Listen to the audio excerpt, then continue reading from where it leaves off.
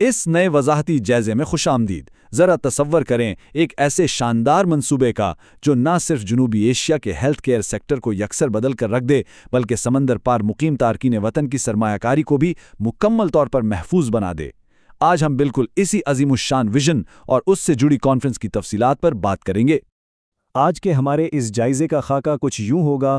ہم شروعات کریں گے تاریخی اعتماد کے فقدان سے، پھر 2026 کی سرمایہ کاری conference, bank security model, tertiary care ہسپتال کی تعمیر، ایویشن اور سیاحت کا انوکھا ملاپ، اور آخر میں میڈیکل ٹورزم کے پورے ایکو سسٹم پر نظر ڈالیں گے۔ تو آئیے پہلے حصے سے باقاعدہ آغاز کرتے ہیں، یعنی اعتماد کے فقدان کا خاتمہ۔ یہاں سب سے پہلا اور بنیادی سوال ہمارے ذہنوں میں یہ آتا ہے کہ آخر وہ کیا چیز ہے جو سمندر پار سرمایہ کاری کی راہ میں سب سے بڑی رکاوٹ ہے؟ تارکین وطن اپنے آبائی وطن کے ریئل اسٹیٹ یا انفراسٹرکچر میں پیسہ لگانے سے کیوں گھبراتے ہیں؟ جواب دراصل بہت سیدھا سا ہے: شفافیت اور سرمایہ کے تحفظ کی کمی۔ اسی وجہ سے سمندر پار سرمایہ کاروں اور مقامی ڈیولپرز کے درمیان ایک مستقل خلیج، جسے ہم ٹرسٹ ڈیفیسٹ کہتے ہیں، پیدا ہو چکی ہے۔ سچ پوچھیں تو اس خلیج کو پر کیے بغیر کوئی بھی بڑا ترقیاتی خواب حقیقت کا روپ نہیں دھار سکتا۔ اب بڑھتے ہیں دوسرے حصے کی جانب، جو اسی مسئلے کا ایک ٹھوس حل ہے: 2026 کی سرمایہ کاری کانفرنس۔ اس برسوں پرانے عدم اعتماد کو ختم کرنے کے لیے اب ایک انتہائی سنجیدہ قدم اٹھایا جا رہا ہے۔ دی ہنز گلوبل گروپ کے چیئرمین میاں منیر ہنز کی قیادت میں یہ زبردست کانفرنس منعقد ہونے جا رہی ہے۔ اس کا بنیادی مقصد ریئل اسٹیٹ کی لیڈرشپ کو ان کی ذمہ داری کا احساس دلانا اور بالکل شفاف مواقع متعارف کروا کر اوورسیز سرمایہ کاروں کا اعتماد بحال کرنا ہے۔ اس کانفرنس کی اہمیت کا اندازہ اس بات سے لگائیے کہ اس میں کون کون شامل ہو رہا ہے۔ اوورسیز پاکستانی اور کشمیری، نامور ڈاکٹرز، ریٹائرڈ تجربہ کار افسران، بڑی تاجر برادری، ریئل اسٹیٹ ڈیولپرز اور میڈیا نمائندگان۔ یہ تمام سٹیک ہولڈرز صحت کی دیکھ بھال میں شفاف سرمایہ کاری کے لیے ایک ہی چھت کے نیچے اکٹھے ہوں گے۔ تیسرا اور شاید اس پورے ماڈل کا سب سے دلچسپ حصہ، بینک گارنٹی سیکیورٹی ماڈل۔ آپ ذرا اس شاندار حل کو دیکھیے۔ نہرا ہسپتال پروجیکٹ نے سرمایہ کاری کو اس قدر سہل بنا دیا ہے کہ ہسپتال کے ایک کمرے کے یونٹ کی بکنگ صرف 1 لاکھ روپے سے شروع ہوتی ہے، پھر 30 دن بعد 1 ملین روپے کی دوسری ادائیگی، اور اس کے بعد اگلے 4 سالوں تک محض 85,000 روپے کی ماہانہ اقساط۔ ہے نا ایک انتہائی منظم اور قابل عمل طریقہ؟ لیکن اصل کمال تو یہاں ہے۔ یہ ساری سرمایہ کاری ایک ایسکرو سٹرکچر کے تحت ہوگی جسے بینک الفلاح اسلامک چلائے گا۔ اس کا مطلب یہ ہے کہ پروجیکٹ کی تکمیل کے 2 سال تک سرمایہ مکمل طور پر بینک کی ضمانت میں محفوظ رہے گا۔ ہیلتھ کیئر سیکٹر میں سرمایہ کے تحفظ کی ایسی پیشکش اس سے پہلے شاید ہی کبھی دیکھنے میں آئی ہو۔ اسے بجا طور پر ہم آئرن کلیڈ پروٹیکشن یا فولادی تحفظ کہہ سکتے ہیں۔ اگر کسی غیر متوقع وجہ سے پروجیکٹ میں تاخیر بھی ہو جائے، تب بھی بینک کا یہ حفاظتی نظام سرمایہ کاروں کا پیسہ ڈوبنے نہیں دے گا۔ درحقیقت یہی وہ گیم چینجر ہے جو پرانے شکوک و شبہات کو ہمیشہ کے لیے دفن کر دے گا۔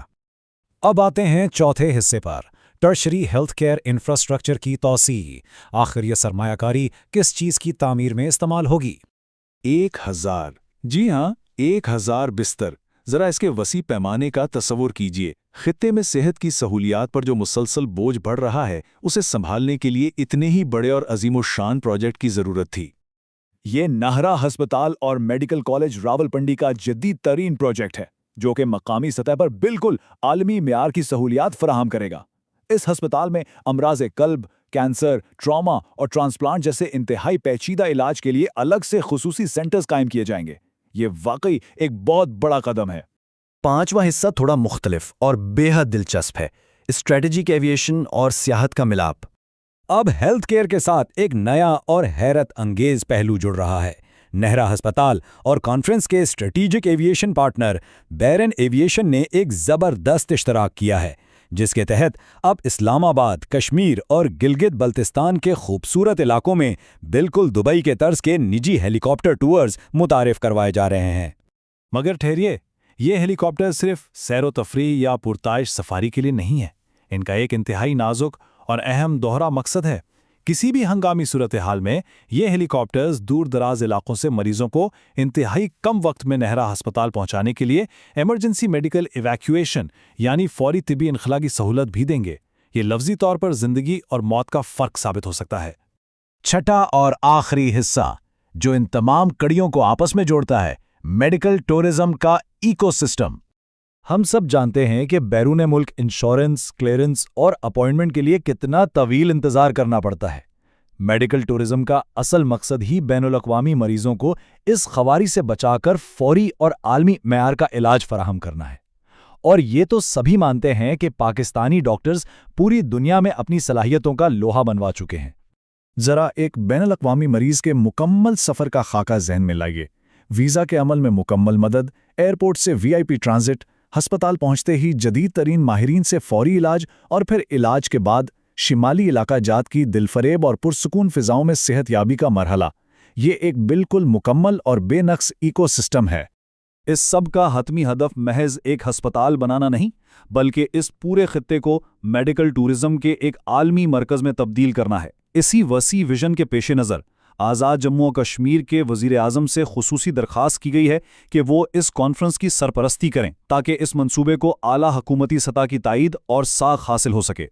अगर ये सारी तफसीलात जानने के बाद जहन में ये सवाल आए कि इसका हिस्सा कैसे बना जाए, तो नोट कर लीजिए कि इस अहम कॉन्फ्रेंस के बाकायदा मकाम और हतमी तारीख का ऐलान इसी माह इस्लामाबाद में कर दिया जाएगा ताकि मुतल्लिका अफराद इसमें भरपूर शिरकत कर सकें।